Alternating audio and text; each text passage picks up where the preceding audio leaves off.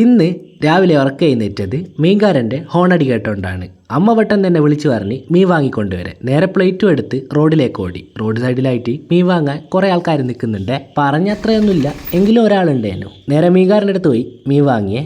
അയലയാണേ കിട്ടിയിട്ടുള്ളത്. ചെറിയ അയല ആയതുകൊണ്ട് തന്നെ അമ്മേൻ്റെ മുഖത്ത് ചെറിയ പുച്ഛമുണ്ട്. പിന്നെ ഇത് അച്ചാച്ചൻ ഏന്തി നോക്കുന്നുണ്ട് എന്നാ മീനിന്ന്. പല്ലും തേച്ച് നേരെ ടൗണിലേക്ക് ഇറങ്ങിയതാണ്. നടു റോഡിലായിട്ട് ബസ്സും കാറും തമ്മിൽ ചെറിയൊരു ചുംബനം.